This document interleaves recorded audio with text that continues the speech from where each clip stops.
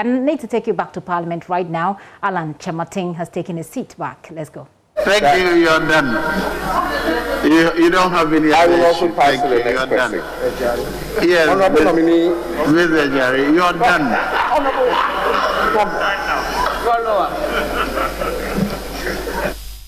Honorable Tosu, yes. Thank you very much, Honorable Chair. Honorable nominee, you've been the Minister for Trade and Industry for the last 4 years. A lot of activities have gone on. However, our trade balances have not been very, very impressive over the last 4 years. It's been reported that our trade deficit, our trade balance have been constantly reducing, and as of 2019, it has reduced to 0.39 B, which is a 151.14 decline from 2018 trade balance. Adding to that, our import bill has also increased. For example, it's been estimated that our Ghana's import bill exceeds $10 billion annually, and in 2018, the total import bill amounted to about $12 billion. What would you do to improve our trade balance? Thank you, Mr. Chair. Mr. Chair, by definition, if you want a positive trade balance, then you always have to be able to export more than you are importing. And in that regard, we have put in place with the under the direction of the Ghana Export Promotion Authority, which is one of the agencies under my ministry, a very comprehensive national export development strategy. In our view, this is charting a path for Ghana to put export at the center of our national development agenda. So I believe that the implementation of this strategy and implementation plan will help us reverse the statistics that you are referring to. Secondly, I've also made reference to a number of interventions, industrial interventions that are currently ongoing, including the new strategic anchor industries, 10 of them that are new pillars of growth that we are promoting to diversify the economy away from cocoa and gold. So if you add the one district, one factory to these 10 new strategic anchor industries, together with our business resource centers, together with our initiative on establishing industrial enclaves, all these are designed to promote exports in our country, and that's how you can reverse the imbalance in trade. Thank you. So, as a quick follow-up, are you assuring the committee that when approved... That's your second question, so there are no follow-ups, please. Very well, Chairman. So I will leave the follow-up then and go to the substantive second question. My second question has to do with the current status of the Commander Sugar Factory. As you are aware, the state invested about $37.82 million in this project. As long as the project remains unused, or the project remains a white elephant, it is at a cost to the state. We have received a petition from, it's a joint petition from, I think, Ransford, Vani, and Alhaji Naziru, actually complaining about the abandoned Commander Sugar Factory. What is the current state of the Commander Sugar Factory, and how soon can we begin work? Thank you, Mr. Chairman. Mr. Chairman, to respond to the question, I'd like just to give a little bit of background to the Kyeremanten Sugar Factory. In 2017, we inherited the Kyeremanten Sugar Factory with, I would say, some controversy hanging around it for a number of reasons. So in July 2017,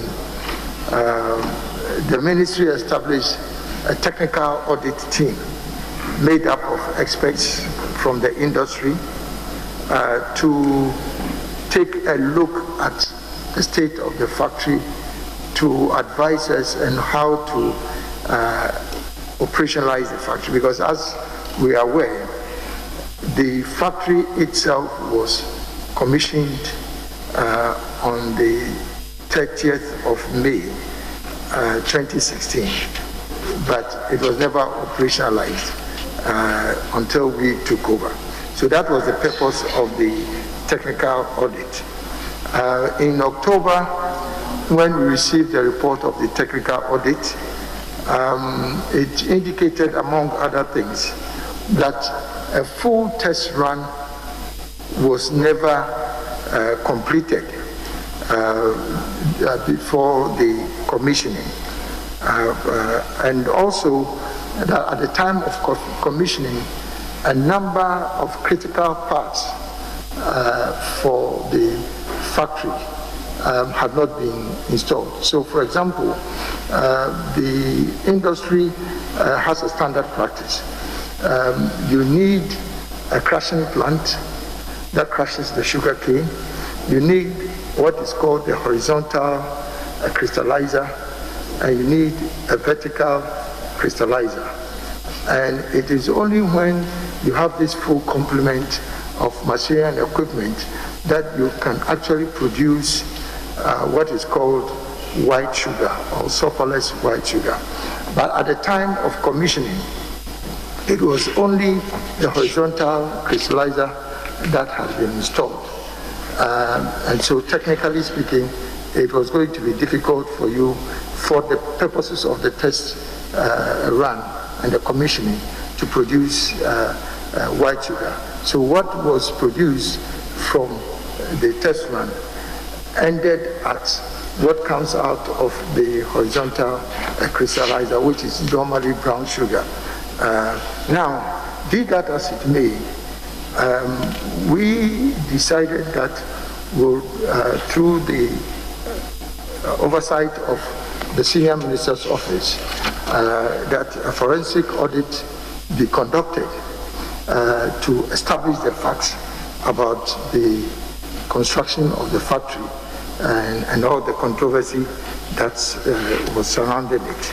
Now, it came to the fore that a valuation that was conducted earlier on, which established the value of the company at $34 million. Later on the revaluation by the Pricewaterhouse, which was the transaction advisor, actually established a much lower value. Now, in spite of this revelation, we still decided, as you are alluding to, that we should identify new strategic investors, because the effort that was made in 2016 to divest the shares unfortunately could not materialize.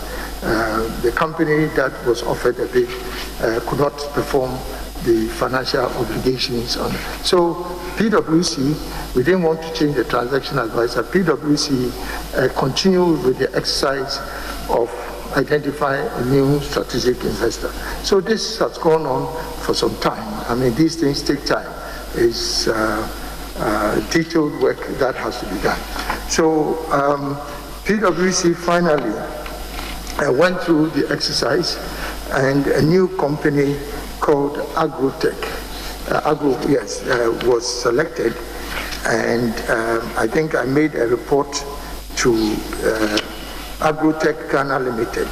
I made a report to Cabinet about the status of implementation of Comenda. So Agrotech has been selected as the preferred bidder, but as is normally the practice, the transaction advisor then still has to go into further negotiations with the preferred bidder to arrive at a final settlement, on the basis of which the share and purchase agreement, or in this case, we elected for a concession agreement, will be finalized. So as I speak now, the concession agreement has been finalized.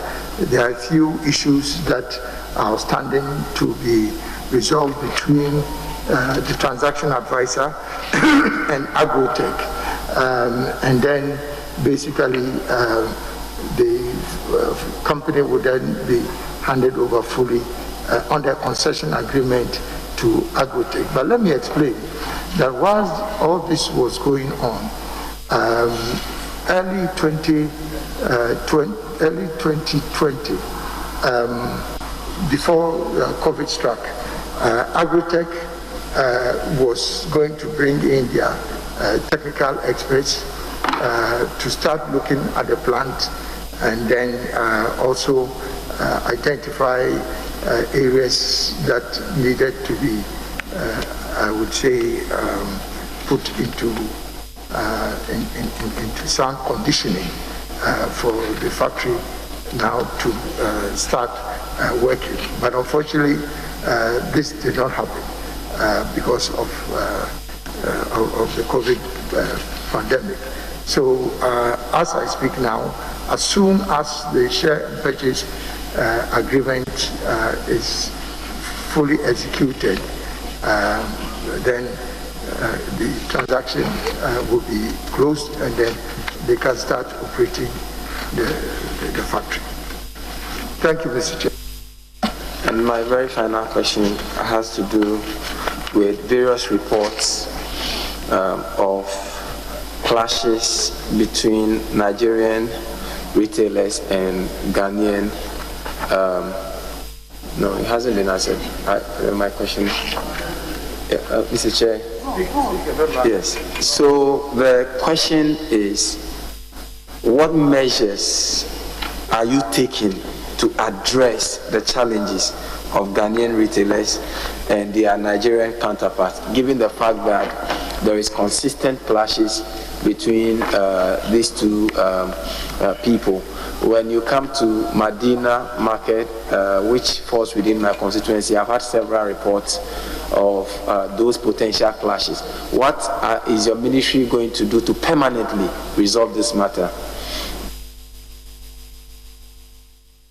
Thank you, Chair. Chair, as I indicated earlier on, the ministry, working in collaboration with the Ministry of Foreign Affairs, have engaged extensively with the GUTA, which is the Association for Ghanaian Traders, with the Nigerians. We've escalated this to the political level. We've met the Speaker of Parliament of Nigeria. They've had a delegation sent here, so we've had our consultations with them. I've had consultations with my counterpart in Nigeria, and then also with the Foreign Minister in Nigeria. And we've agreed on a framework for engagement, and that is why you've seen that there seems to be some relatively calmness over the last couple of months. But I think I made an indication earlier on to a question, similar question, what the issues were. And so I think it's on record. Thank you, Mr. Chair. Yes, Honorable Sayini. Thank you very much, Mr. Chairman. Honorable nominee, in answer to my question, Mr. Chairman, which will be on trade fair, I would like the honorable nominee to demonstrate that he was fully in charge of the ministry and government's trade push, given that the government flagship program for trade, 1D1F Secretariat, was under the presidency, and the appointment of the CEO of Trade Fair was done by the Minister of Finance and not the Minister of Trade. So on those basis, I want to find out from the nominee if he was aware of the redevelopment plan for Trade Fair, which went through international competitive bidding under the watch of PricewaterhouseCoopers, which got cancelled by the CEO and reawarded through suspicious tender processes. Thank you, Mr. Chair. I got a little bit confused along the line when he introduced the element of 1D1F, particularly now that my understanding is that you are talking about the Ghana Trade Fair Authority. Let's clarify it for him, please. Okay, thank you, Mr. Chairman. I said that in answering my question, I would want you to first of all demonstrate that you were fully in charge of the Ministry of Trade, given that government's flagship program, 1D1F, which was supposed to facilitate trade, was under the presidency, and also given that the CEO of Trade Fair was appointed by the Minister of Finance and not the Minister of Trade. Then the question on trade fair, the question on trade fair then comes. So that is the basis upon which I made reference to the 1D1F. I hope you get the drift. Thank you, Mr. Chair. Mr. Chair, in the first place, the oversight responsibility for the 131 factory was the Ministry of Trade and Industry. Secondly, also, I think you referred to the appointment letter of the Ghana Trade Fair Authority having been signed by the Minister of Finance. Unfortunately, I don't make the appointments to agencies under the ministries. So I unfortunately cannot respond to that. But again, in respect of the Trade Fair Authority, I think I've indicated earlier on that the Trade Fair Authority is an agent, it's a company, it's a private company registered under the company's code with a governing board. And so much as we have oversight responsibility for the company, there's still, in terms of management and operational decisions, that still lies in the bosom of the board and the management team. But I've already given a response to the issues that have developed in response of the evacuation of people from the site and some of the other issues that have arisen, including the redeployment of staff. So I'm not sure whether what you're asking. I asked about the contract that was signed after an international bidding process, which got cancelled by the CEO, for another to be re-awarded to a company under suspicious tender processes. I asked if you are aware of it and if you, as supervising minister, sanctioned that. I'm not directly supervising the award of contracts. As I said, these are operational issues that are under the direct supervision of the management and the board. I mean, that's basically the structure, even though it is basically a company that has affiliation with the ministry. In terms of management and operational decisions, it's the responsibility of the board and then the management team. Thank you. Yes, I'll move to my second question, but just to state that I have a presentation that was done by Honorable Mrs. Gifty Ohene Kunedu, National Coordinator, 1 District 1 Factory, at which she stated that the Office of the President, the 1 District 1 Factory Secretariat, it's situated at the Office of the President. It's established to be under the Office of the President. But I'll move to my next question. The NBSSI, they already have existing business advisory centers that are stationed at the various district assemblies across the country. Now, with your introduction of the business resource centers, which you spoke of earlier when the Honorable Minority Leader engaged you, what is your plan with the 2 seemingly similar bureaucratic bodies? And would you also like to tell us how the consultants under the Business Resource Center are remunerated? Thank you, Mr. Chair. Mr. Chair, you're absolutely right. There was an existing, I would say, structure which had business advisory centers, BACs, still under the oversight responsibility of the NBSSI. And this was being managed in collaboration with the district assemblies. However, in 2017, we decided that the REP, which is the Rural Enterprises Program, under which the BACs were established, needed to be realigned to the government's priorities. And so we agreed, together with IFAD and then the African Development Bank, that are the sponsors of the REP, that we needed to upgrade the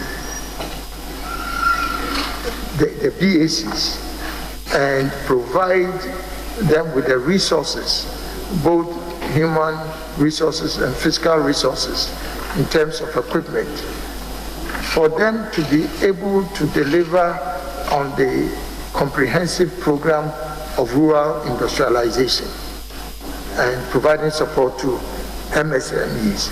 So against that background, we introduced the concept of business resource centers, which simply is an upgrade of BACs. We haven't cancelled the BACs. So what we've done is that we've established the BRCs in certain districts, as I said, 67 districts, and they have oversight over a number of districts within an operational zone. So let's say a BRC in District A, because it is a more enhanced institutional infrastructure, would provide business development services to other districts within an operational zone, let's say maybe 4 or 5 districts. But then, because you have a limited number of BRCs, it means that if you have 260 districts, you will still not be able to cover all of them with the BRC infrastructure. So we still have BACs that are currently in operation in districts where you do not have BRCs. And so the BACs are now considered as satellite offices of the BRCs. It's just because of the level of infrastructure, but they are all providing the same services. For example, typically a BAC has just one BAC manager and then one support staff, and then probably a driver. I mean, respectfully, if we have an aggressive program for small and medium enterprise development, in a district.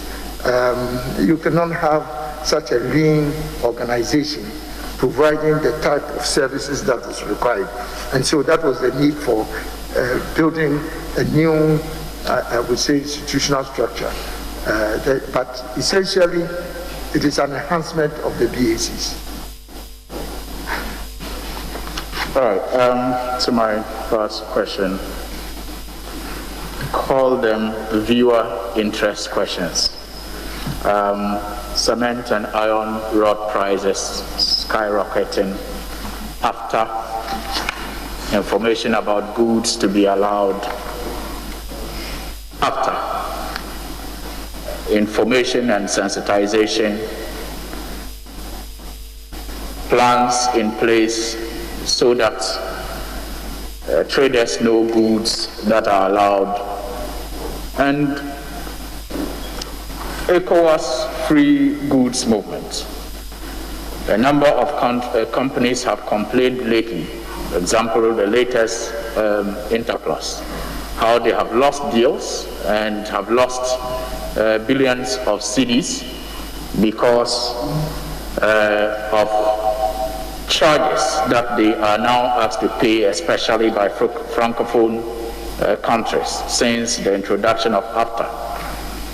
And fruit exporters, especially to UK, also complain about our inability to have a trade deal with UK since Brexit happened in December. So my question, Honorable Nominee, what plans do you have to ensure that information about how AFTA will operate will be upgraded, and how soon should traders exporting to UK expect a deal with the UK as far as exports of especially fruit is concerned? Thank you, Mr. Chair. Mr. Chair, I think the honourable member has kind of fused together so many things, so I wasn't too sure how to connect them. But if I understand you well, the issue in respect of challenges with ECOWAS trade, I think I addressed it earlier, that we've, through engagement and consultation with member states within ECOWAS and with the oversight support of the ECOWAS Commission, have been dealing with these issues from time to time, particularly with Benin, Nigeria, and so on and so forth. With AFTA, I also responded to an earlier question about some of the new elements and components of AFTA, which would help us not replicate the challenges in the free flow of goods between countries. So I addressed that earlier. Now, with respect to Ghana-UK trade, I think it was in response to a question from the minority leader. I've given an extensive review of where we are with the Ghana-UK trade agreement. And just to conclude on the point that after a series of consultations and engagement, hopefully on the 5th of December, on the 5th of March, Ghana will sign a new trade agreement with the UK to become to come into force on the 5th of March. Oh, so that was another one. The cement and iron was, can you repeat that part of the question? Yes, that's why I call them viewer concerns. Cement and iron prices have been skyrocketing of late. What could be the reason? Now, as I'm sure you are aware, Honourable Member, the significant component of cement is imported from outside the country, and that's clinker. And unfortunately, the prices of clinker, because it's an internationally traded commodity, would also affect the local price of cement.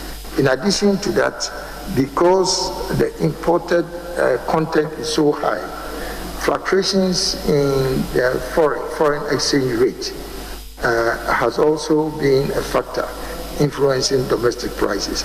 We have a constant dialogue and engagement with the Association of Cement Producers, and they've given us their cost build-up anytime that there's an increase in clinker price or an increase in or changes in foreign exchange rate, and then also sometimes freight shipping costs because it's a bulk commodity. So at any given time, if there's a cost for increasing the price of cement based on these factors, we consult with the industry. Yeah, so basically that's the explanation. Thank you, Chair. Yeah, this is Yara. Thank you, Mr. Chair. Honorable nominee, by Act 911, the Mahama-led administration in 2016 established the Ghana Export and Import Bank to, among other things, support the financing of export development and promotion in Ghana. A lot of MSMEs have complained that it's very difficult to access funding. What measures are you going to put in place to ensure that qualified MSMEs are able to access this funding to promote exports? Thank you, Chair. Honorable Member, the Ministry of Finance has direct oversight responsibility for Ghana Exim Bank, and so there's a limitation as to what explanation I can give in respect of the question that you posed. But I must say that we work very closely with Exim. In actual fact, a significant number of the 1D1F projects have been financed through Exim. But as I'm sure the honorable member is aware, Exim Bank is a policy bank, unlike the other commercial banks that mobilize deposits, from the general public. They have a dedicated source of, I would say, capitalization from government, through the levies that are charged. So they have constraints in terms of how much money they have at any given time to finance projects. But I'm aware that they've gone beyond just the money that is received from the levy to be able to identify other sources of funding to help enhance their capital base. So my understanding, although I cannot speak fully for Exim, my understanding is that they are doing quite well, and their challenge is one of resources. But if there are very specific cases where you believe that a company has been on the drawing board for consideration and it has been unduly delayed, I'll be more than pleased to work with you outside this exercise to see whether we can help facilitate the process. Thank you.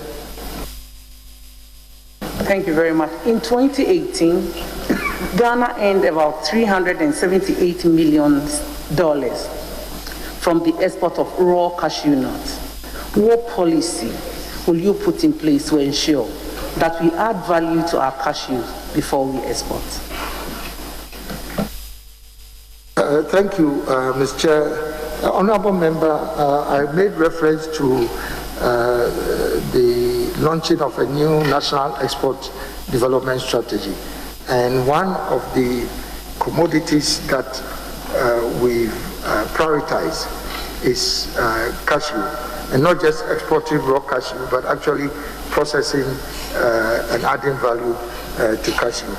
The major constraint with the processing of cashew is that there are, I would say, traders from all over the world that offer higher prices to cashew farmers, and as it were, entice them to sell their cashew crop to them for raw export, rather than giving their products or commodities to the processors, because the processors have a limitation on how much they can buy, if they want to be competitive on the global market for processed cashew.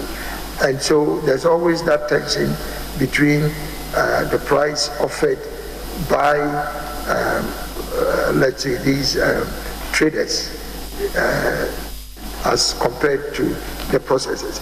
But fortunately, under the Tree Crop Development Authority, again, cashew has been prioritized. And so part of the work that the Cashew Development Authority will be doing, particularly, I know that's also not under my ministry, but we'll work with them closely to ensure that there's enough cashew crop to support our processing industry. Thank you, Mr. Chairman. Mr. Chairman, my last will be on Ghana's textile industry. Honorable nominee, we know there are lots of articles, write-ups on Ghana's ailing textile industry. I can readily remember one by Peter Horty, the textiles and clothing industry in Ghana. What are you going to do about Ghana's textile industry if you are giving the nod for the next 4 years? Thank you, Mr. Chair. Honorable Member, the challenge in the textile industry has persisted over several decades in our country. There were the good old days when you had the textile industry employing close to 30,000 people, but over the years, for a number of reasons, this has dwindled significantly. Now, when we took office in 2017, we engaged with the industry to put in place a comprehensive program for reform in the textile industry. And there are various elements of this reform program. One is the introduction of what we call tax stamps or authentication stamps, meaning that any importer that is bringing in imported textile prints has to have a tax stamp or an authentication stamp which will identify that particular product that a duty has been paid on it. So that is something that we are working to put in place. We are working very closely with industry. The other policy measure was that we have decided to designate Kyeremanten as the single corridor for bringing in imported textiles. Because a lot of the smuggling, we realized, were coming from the land borders, from the east. And so we designated Kyeremanten going forward as a single.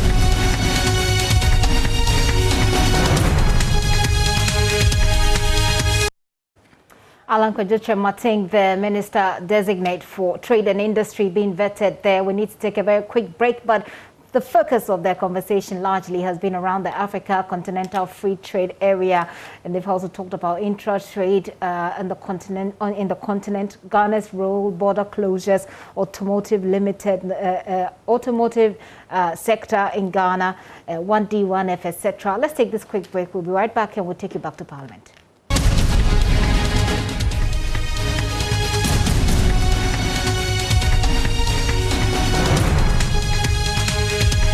You're welcome back. This is Joy News, our continuing coverage of the parliamentary, of the ministerial nominee vettings. We go back to Parliament. Kyeremanten, the Minister Designate for Trade and Industry, speaking now. Back to government in a certain proportion. So again, we wrote to them that government, by the provisions of the agreement, now had the majority shares. We tried to engage with each other. Regrettably, it ended up that the Zoomlion company actually was unable to pay the workers for quite some time. So the ministry actually stepped in, and we were compelled to pay outstanding salaries of the workers from September 2018 to December 2019 in order to prevent chaos amongst the, Now, again, going forward, the company, that Zoomlion's company, actually abandoned the factory. And so we had to request for security from the police to make sure that there was no interference with the factory.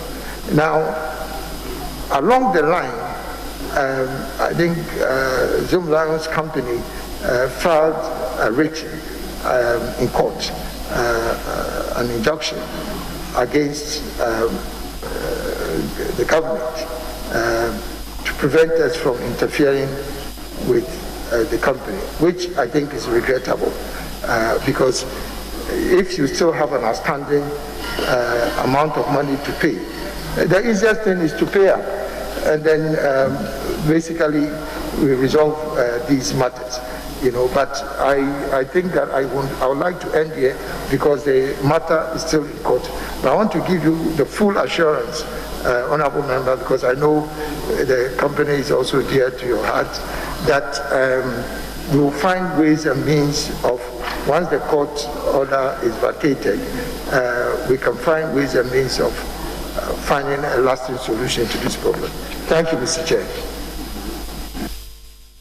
Thank you, Mr. Chairman. Well, we would appreciate a copy of any report.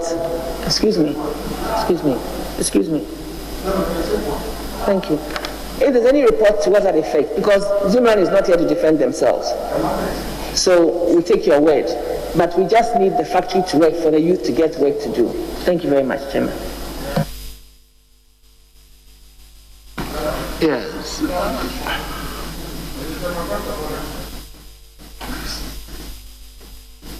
Yes, let me listen to you. Mr. Chairman, at the beginning of sitting this morning, you drew our attention to some COVID protocols.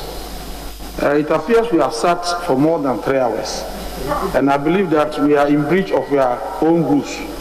If leadership can advise us on that, we'll be happy. When it was exactly 2 hours, I suspended sitting, and we resumed a little less than an hour ago. So the leaders will make sure we stay within 1 hour, I'm sure.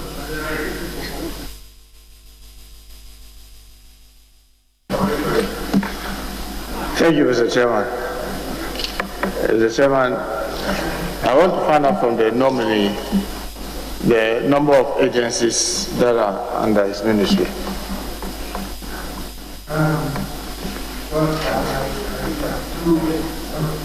Thank you, Honorable Chair. I can do a quick numbering of it and then give that to you. Yeah. Now I'm talking about the number of agencies, the agencies under you. The agencies under the Ministry of Trade and Industry. Okay. There's Standards Authority. Okay. There's the Ghana Free Zones Board. Okay. There's Trade Fair Authority, which is a private company, but in a sense, it's still part of our network.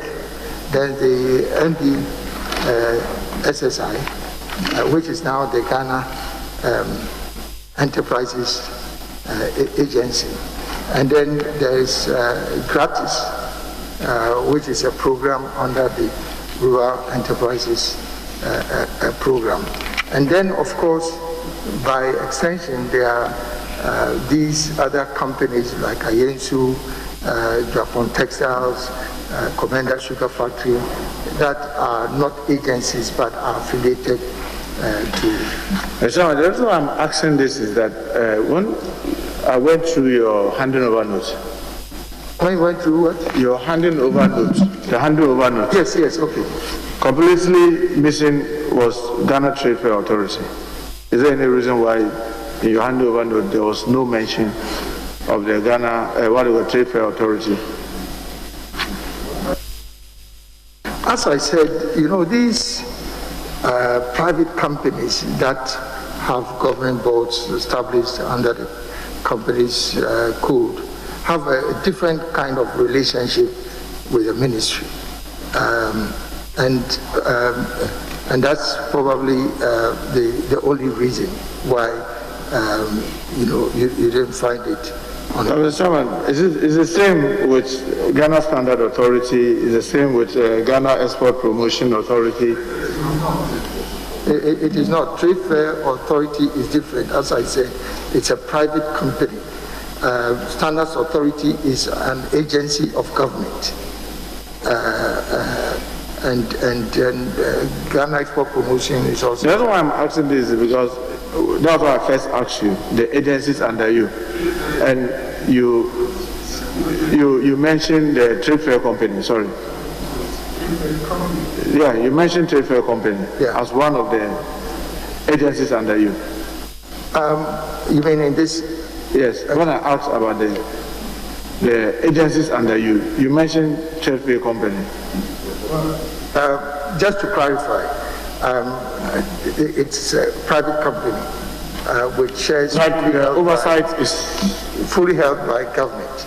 It's not an agency, it's a private company. So it's a private company, but the supervisory rule is under your ministry. Yes, we have ministerial oversight, but I've indicated in a number of my responses that there's a limitation in terms of the oversight compared to other agencies. In an earlier answer to a question about the redevelopment, you said that because you had this not firm grip because of the way you operate, it was an operational thing and you didn't have in-depth knowledge about what happened during the procurement and what have you. Did I get you right? I indicated that there was a board in place, the management team that supervised the process. If you're talking about the current process that they are going through, then that has been supervised by the board and then the management team. But there's an interministerial committee that has been established by cabinet to which they report. So it's not just the Ministry of Trade and Industry. I was asking this because earlier when I think, if I remember very well, Honorable Sweeney asked and said that because they had a board, you didn't know anything about the procurement breaches that he was talking about. That was under international competitive bidding. That was abrogated and that led to some crisis. So because they had a board, you were not familiar with the issue. Is that the impression I got in answering that question? Chairman, I said we were not directly supervising the exercise. But you remember that there was a subcommittee of cabinet to investigate the abrogation of those tenders, which was chaired by you. Can you come again? There was a subcommittee. Maybe let me go this way. Do you remember Railroad Company Limited? Yes, I do. They wrote a petition to you about this abrogation of contract by the Ghana Trade Fair Company Limited. Yeah. You remember that? Yes, I remember. Yes, I do. And you remember that you responded to their letter and you even met them. You remember that? Yes, I remember. Honorable Member, I'm trying to understand the inquiry.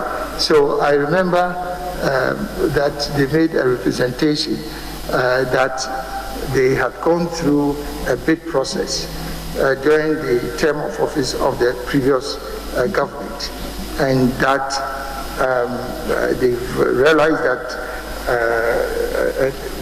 that the bid process and the offer to them has been truncated.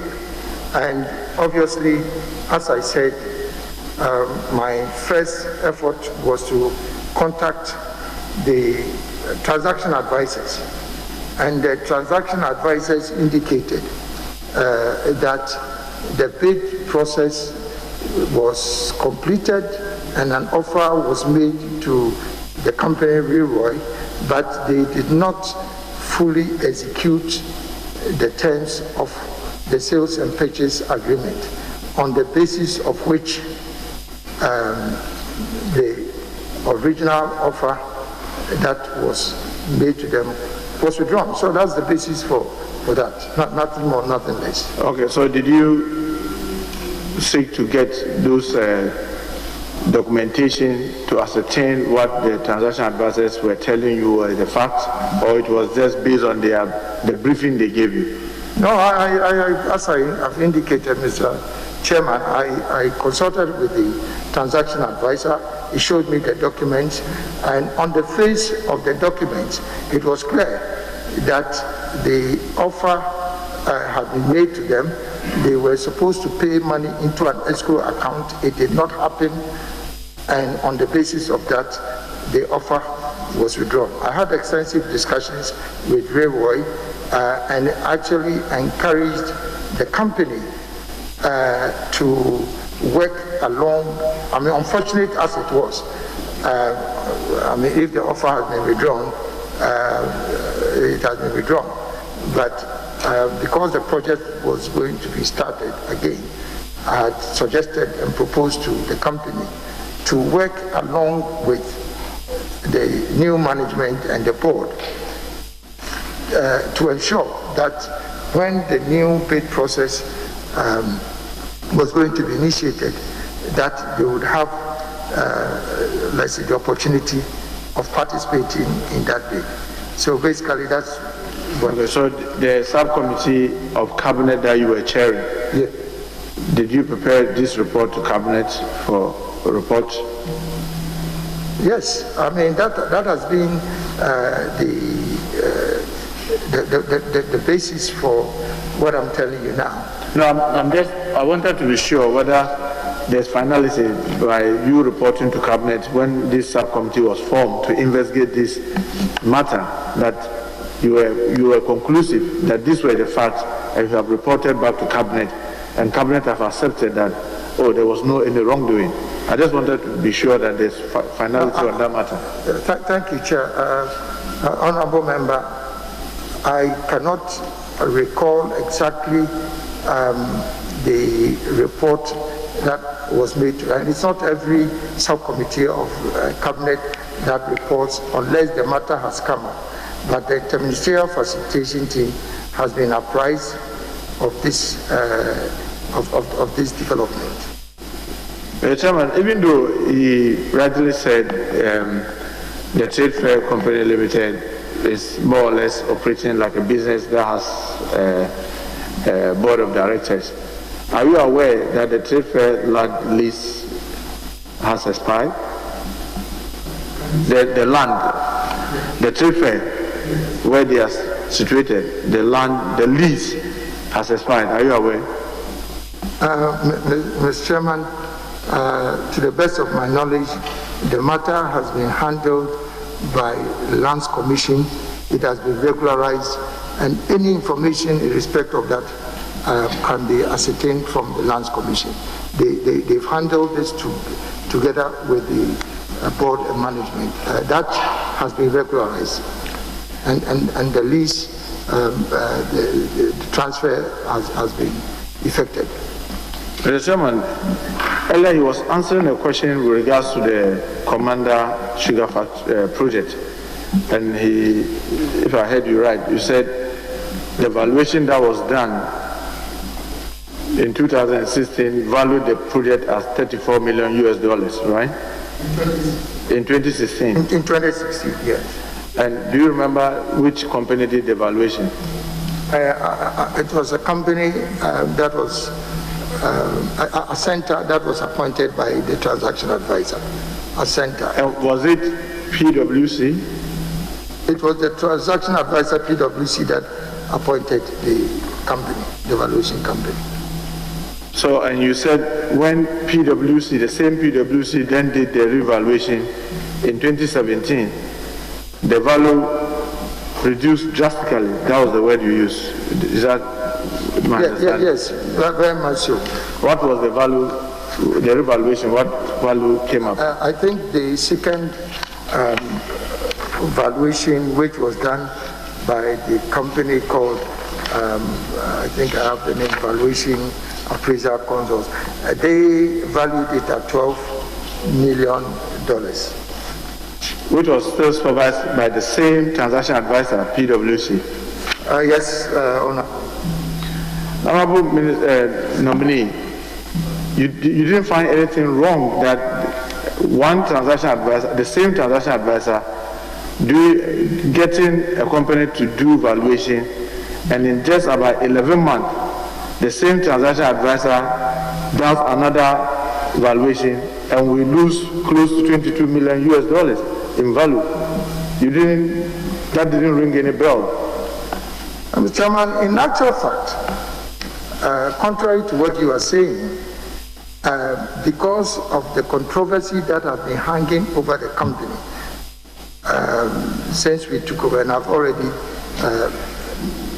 made this point earlier on, we were very interested in interrogating the value of this company and establishing the facts once and for all.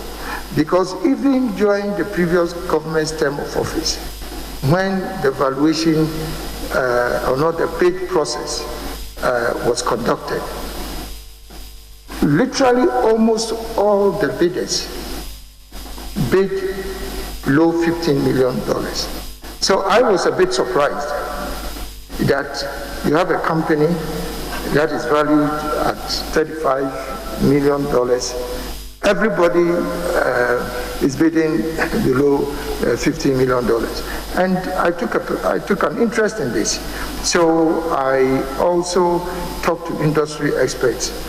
And I don't remember any of them that had suggested that the value of this would exceed, let's say, $20 million, albeit without valuation. This is just industry experts talking. And you remember I made the point that based on all this, we had requested for a forensic audit to be undertaken independently by Yoko. And the report of Yoko actually confirms and establishes the value of the plant and machinery that is in question at $15.4 million. So again, I cannot speak on behalf of the transaction advisor. Yes, indeed, we recruited the first consultants, and we requested, because of all the controversy, that they appoint another group, and they did that, and then they presented the report to us. So, and as I've established, whether it was the bid process during the previous government's term of office, or currently, or during, let's say, our term of office, when another bid process was issued, we had the same challenge in terms of value and how much people were bidding for. So basically, that's what I. So, Mr. Chairman, my worry was, as the sector minister with the oversight responsibility, what questions or what answers did you demand from PwC, the transaction advisor? Because my worry is they advised and they chose the first evaluators that valued at 34. The same advisors now chose another company. They brought it to 12 billion. And I thought it would be fair as the minister to be asking the transaction advisors what account for this huge variation. and I don't know whether they were able to get you some answer, or you didn't find necessary to ask the PwC why the huge variation? Mr. Chairman, the answer is simple. They recruited a consultant to do valuation. They had a certain value. Based on, the same analysis that had been done by different experts, we wanted another valuation to be done, and they came out with that. And as I've suggested and submitted in my earlier response, almost totally, all the base that came put the price of the facility around $12 to $15 million. So the fact that they did an earlier valuation and they estimated it at 34 does not mean that is. At any rate, just to give you comfort, a forensic audit has been undertaken, and they've established the price. And this was done by CSIR, which is a government agency. So I do not want to get involved in deciding. When it comes to the forensic audit and the matter is interrogated, the real facts will be established. Well, Chairman, maybe the reason why I've stayed around this for long is my expectation was that PwC should have had some answers to provide, because they were technical and a specialized group. That's why they were engaged to advise and to supervise those activities. So if they did and accepted the first valuation, now another valuation comes and they don't have any answer to provide, I found that to be not satisfactory, because I thought that they should be able to explain. You are technical people, how did you accept the first one? That is so varied with this second one. But anyway, Mr. Chairman, what I wanted to find out is that you said in your earlier answer about the necessary things that were needed to say that this factory was complete. You talk about the crusher, you talk about the horizontal and vertical crystallizers, and you said that it was only the horizontal crystallizers that were installed, but without the vertical. So it meant that when the testing was done, it was not full, it was not a complete test. Is that the impression? Yes, indeed. So when they did the test, the sugar that came out of it, you want to mean was a brown sugar, or which kind of sugar? Mr. Chairman, yes, indeed, that's the case. I know this is not a court of law where you admit evidence, but I specifically brought with me, let's say, the product that came out of the test run, basically to show whether it is white sugar or brown sugar, because the controversy has been that it produced white sugar. And I know that in the petition there was a reference to my deputy minister having made a statement to the effect that it was white sugar. But this is basic engineering. You know, if you have, let's say, components of machinery that has to be present to produce a certain effect, and it is not there, there's no way you can get that. So, I mean, unless this is contrary to your procedure here, I would like them to show you the product to see whether it is white sugar or brown sugar, and basically the matter then will be laid to rest. Well, even the chairman, as he makes effort to but we can go. You can go. I mean, I'm not necessarily going to. What I just want to find out, whether the minister will say that this company was conceived and implemented in error. Will it be right for anybody to say this, that this company was conceived and implemented in error? Chairman, if the Honorable Whip, I'm not supposed to, I was Minister for Trade. I have restrained myself not to join the discussion because of the whip. But some of the issues are not being, we would need to re-examine some of the details.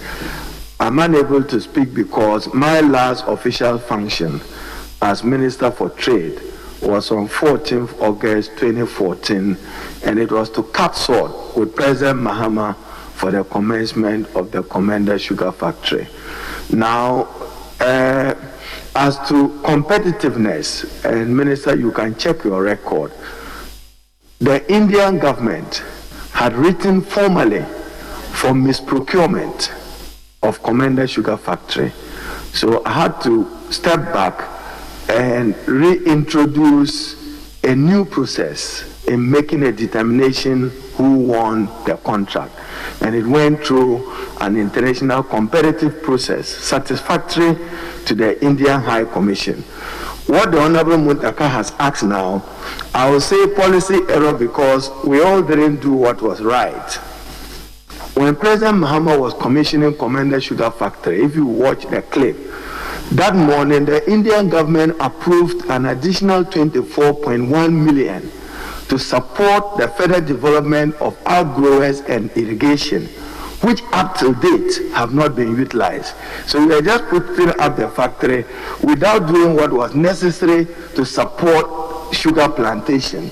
Then we also had evidence that one of the water bodies there, which supported sugarcane development in 1967, because of Galamsey and others, couldn't play the role that it had to play. I just thought that I should share this with you. But I agree with you that, Minister, what the Honorable Mutaka wants to establish, the fall in the numbers, the sharp fall, the same price Waterhouse. Why would you value a property at this level? And only within 10 and 11 months, probably, we needed an independent assessment, not by price Waterhouse again. That's what I'll say whilst you continue, just to put the facts right. So, Chairman, I'll just continue. That will the minister say that this company was conceived and implemented in error?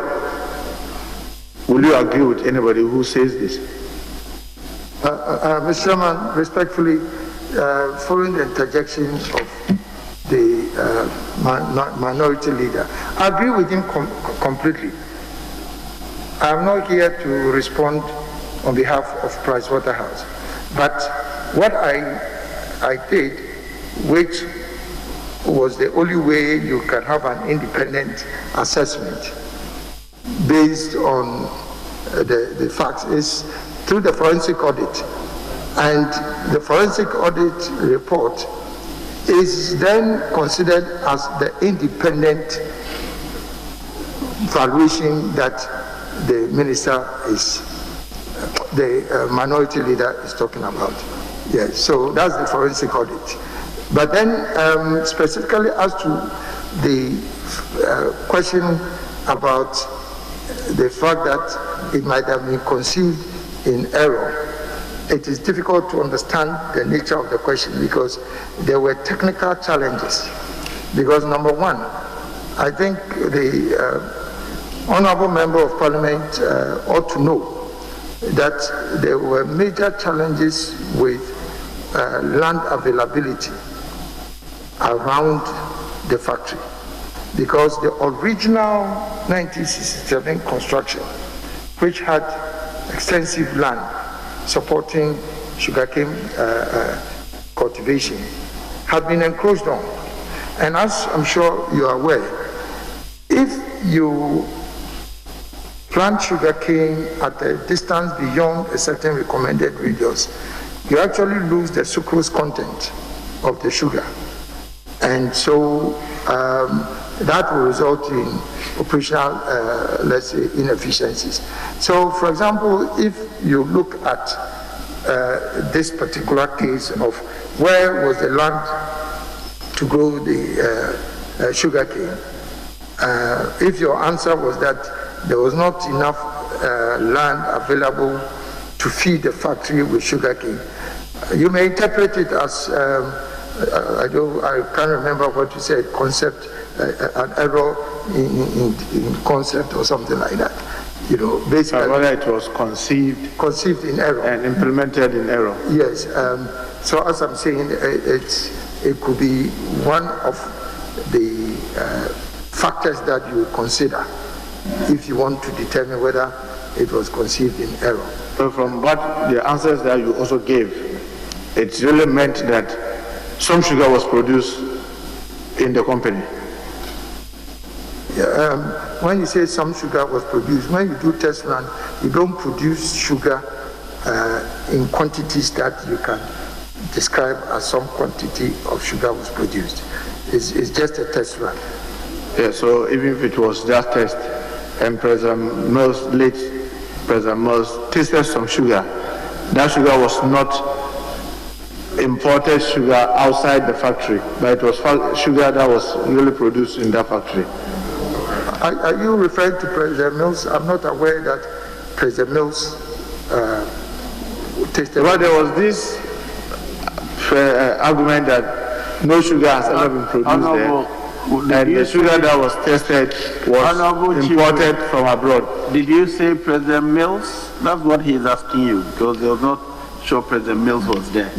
Yeah, President Mahama, sorry.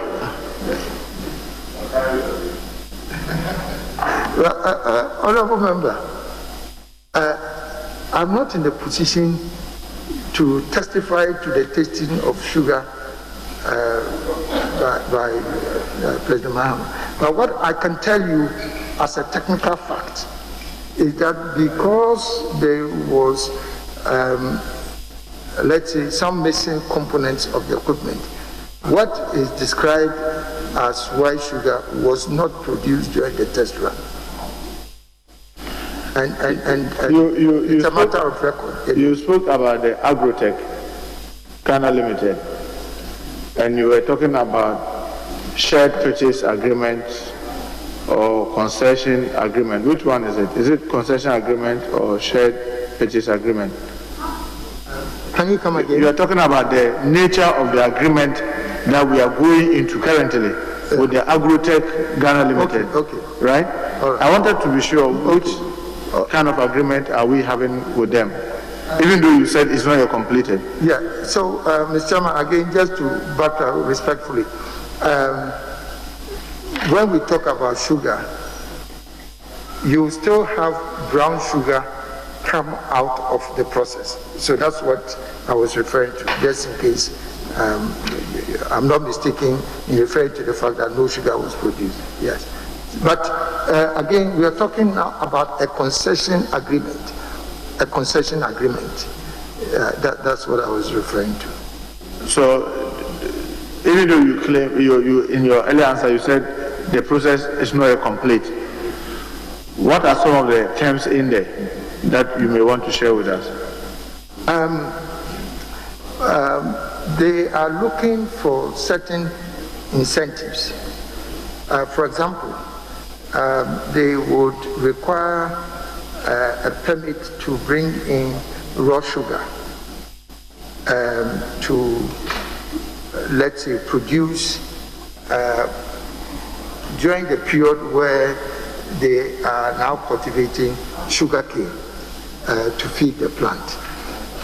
They are asking for protection, for example, over a period of time when the, let's say, the investment has been done and they are hoping that they can generate some profit to be able to pay their concession fee, that we must ensure that the market is not flooded by cheap sugar. There are a number of areas that they've drawn attention to, which is being finalized. These are genuine areas of concern.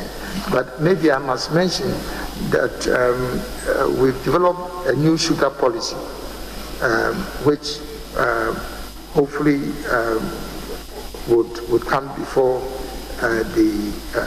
this honorable house, particularly because of certain incentives that are required to attract major investors into the industry. And so we are hoping that that when that is done, it may respond to some of the issues raised. But we are pushing that even before the sugar policy is brought before this House, if they can still finalize the concession agreement to enable the factory to at least be operationalized, subject to further incentives that may be granted to them. So that's where we are now. I just want to find out from what has it taken us almost 4 years to get to where we are? Couldn't we have gotten this over and got the factory running much earlier than where we are now? Mr. Chairman, again, I've been very conscious of making sure that I don't take too much time getting into the details. But I have a detailed timeline analysis of what has happened over the years. All this talk about valuation, revaluation, forensic audit, all these things take time. Even going through another bid process, you are quite experienced in this, but you know that it takes time. You know, we are even more eager than anybody else to ensure that the project takes off. So will you be willing to share this the timetable that he's talking about? Are you willing to share with this committee those details of the processes that have brought us to where we are and where we are hoping to be able to get this factory running? Oh yes, if you're talking about what it has taken for us to get to where we are, yes, I have a detailed chronological analysis of when we started. And you are willing to provide a copy to the committee? Oh yes, absolutely. I can extract it. Okay. And then, Mr. Chairman, the vehicle manufacturing plants that we have, you've had a number of agreements, right? You've had a number of agreements with these automobiles to establish in Ghana, right? Yes, we have. How many do you have so far? Currently we have Kantanka, we have Toyota, we have Toyota and Suzuki, we have Nissan, and then we are just, and then Sinotruck, and then we are just about to issue a bona fide assembly license also for some other Isuzu, and then for Peugeot. I just want to find out whether any of them was international. Is any of them an international agreement? I know Kantanka is fully owned by Ghanaian. Yeah. I'm wondering whether any of the other companies are owned by foreigners. No, it cannot be, because these assemblers are, I would say, assembling on behalf of the global manufacturing companies. And that's the standard practice. So they will give you a technical license, and you, as a local company, you produce under their technical supervision. So the companies are owned by Ghanaians. Mr. Chairman, I just want to find out. But if I can also say that in cases where, for example, Toyota decides that they will not work through a local assembler, but they will do it directly, that will be an agreement. And it's not typically an agreement, it's a licensing agreement for them to be able to establish an assembly plant. Mr. Chairman, so having heard the minister repeatedly say assembly plants, so they are actually not manufacturing vehicles, they are only assembling them. Is that right? Mr. Chairman, that's how the industry is managed all over the world. You start, it's a progressive escalation. You start with assembly, and then once you start a component manufacturing let's say, business, then you gradually add local content by components that are produced locally, and then you move on from assembly to enhanced, so we move from SKD to enhanced SKD. This is semi-knockdown, that's the SKD, and it's all assembly, and then the final stage will then be fully manufactured, because with all the components manufactured locally. It's just the way the industry is established and managed. Mr. Chairman, in an earlier answer to a question about this Nigeria-Ghana trade clashes, you said that you currently have some agreed framework. Is that what I heard you say? Yes, indeed. So this framework is outside the ECOWAS treaty that we all are aware of? The ECOWAS? The ECOWAS treaty. Well, I think in an earlier response that I gave in respect of this matter, I indicated that the standard provision in the GIPC law is that certain enterprises or activities are reserved for Ghanaians. So there's no confusion about that. But then I also indicated that there are other local regulations and laws that have to be respected if you want to do retail business, whether you are a Ghanaian or you are a foreigner. And so part of what we've done is to ensure that the foreigners, not only ECOWAS citizens, other citizens who are not Ghanaians, follow all these rules that we are talking about. So we are not sidestepping the GIPC provision. But in the case of ECOWAS, as I indicated, we've managed now to agree that the provisions of our local laws and legislation and regulations have to be respected. But in ensuring that we enforce these laws, that we will give them an opportunity to regularize their trade, just to ensure that in the spirit of long-standing bonds of friendship, that we give them an opportunity to regularize their trade. So that's the arrangement I was talking about. Lastly, I just want to find out whether you know Dennis Ejejumo. Come again? Dennis Ejejumo. Whether you know the gentleman. What? Dennis Ejejumo. Yes. He works in your law firm. Well, I'm a silent partner in that law firm. Oh, you are a silent partner? Yes. But it doesn't take away because I cannot practice. I mean, actively was in government. And he is the Minister of Trade and Industry rep on NIB? Yes. Why? Because this is somebody working in your law firm and he's representing Minister of Trade and Industry.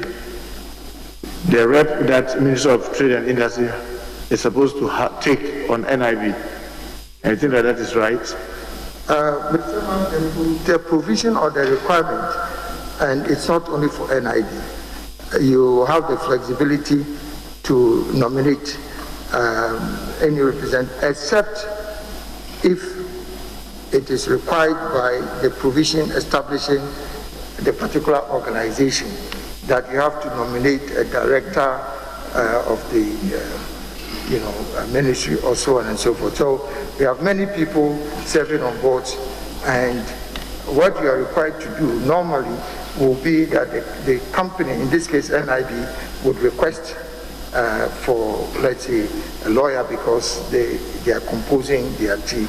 And so I know his competence, and so that's why I propose. No, but I thought that he's not a staff of Minister of Trade and Industry. But the Minister of Trade and Industry will nominate a person who is not working within the ministry to represent it on a board that Minister of Trade and Industry is supposed to have a rep. Yeah, I've just explained, Honorable Member, if maybe I wasn't clear, that there are enactments that specify that you have to nominate, let's say, a director or some other official of the Ministry of Trade not below a certain rank. But in many others, there's no specific requirement, and there are many cases where we have nominees that are not they are not staff of the Ministry of Trade. That was the explanation I was giving. Yes, Chairman, thank you very much. Yes, Honorable. Thank you very much. Chairman, I should thank you, but Honorable Minister, just to take it from the Honorable Muntaka, I think when you get back and when you do get approved, you probably will want to check the records once again on Commander Sugar Factory.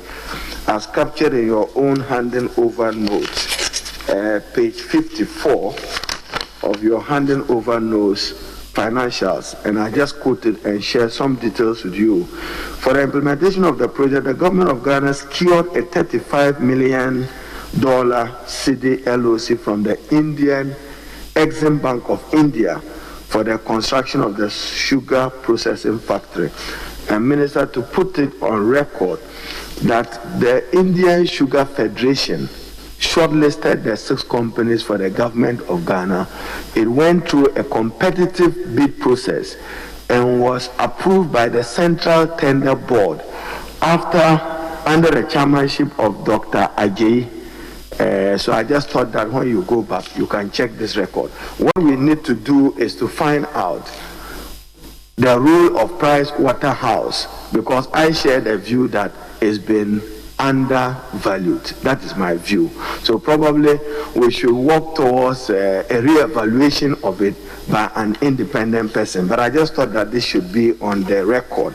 And as I've introduced it based on your own handing over note, what I do know is that sugar loves water, land, and sunshine.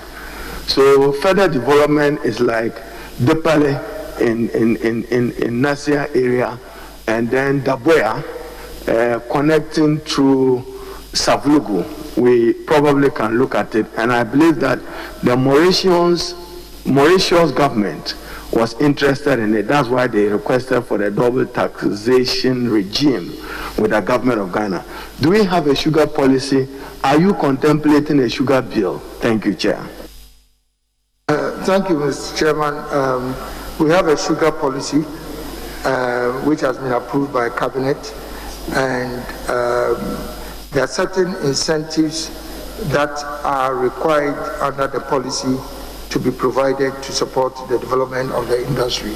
And so in due course, hopefully very soon, we'll be bringing, let's say, a draft bill here to Parliament for consideration and approval. Thank you, Chair.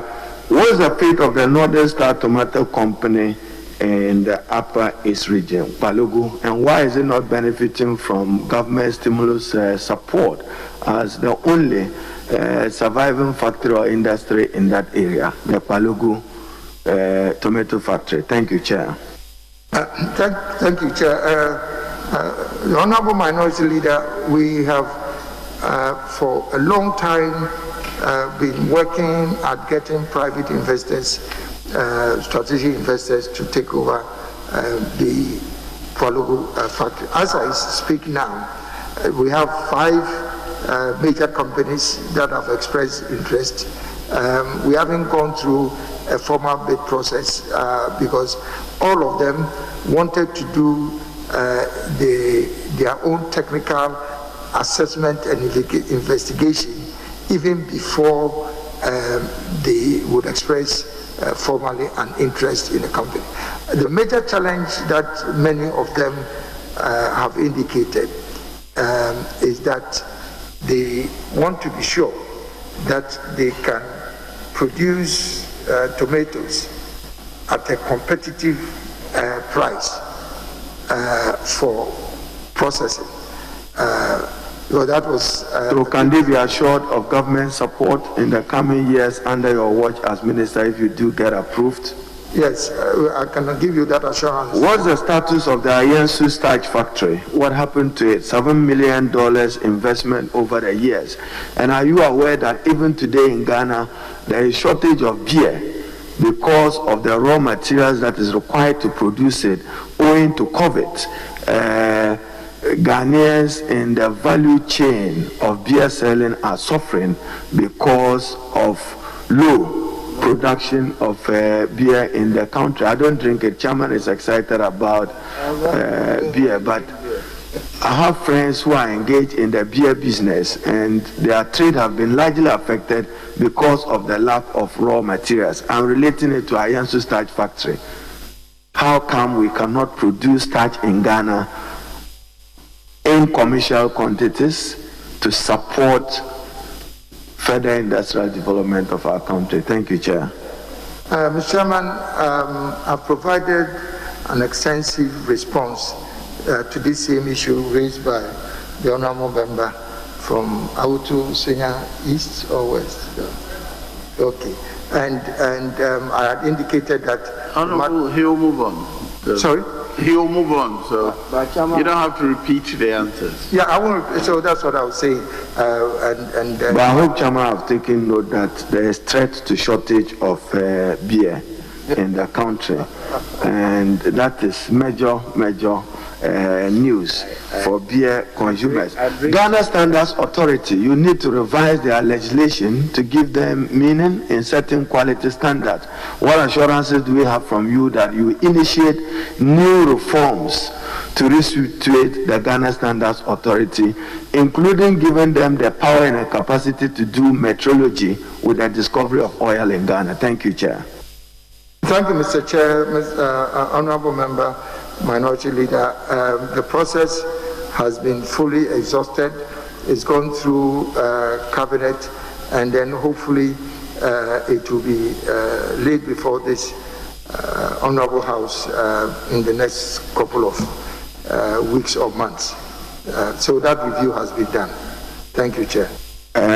Chairman relates to me that you responded to Japan Textiles, Akusumbo Textiles, even where my uncle Honorable Mwakwata used to work, GTP, all of them, no capacity. An industry which used to do 75,000, today you are talking of less than 3,000 workers. What are we not getting right as a country for the development of textile? And do you have any plans for cotton production? Thank you, Chair. Chairman, once again, I've responded extensively to an earlier question that was raised, and maybe it might not be necessary for me to go over this. Thank you, Chair. Are you working on an advertising bill or has been passed? It's been completed.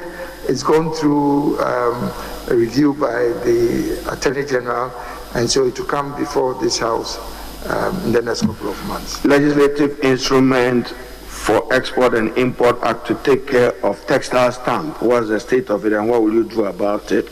That has also been the exercise of reviewing the current legislation has been finalized.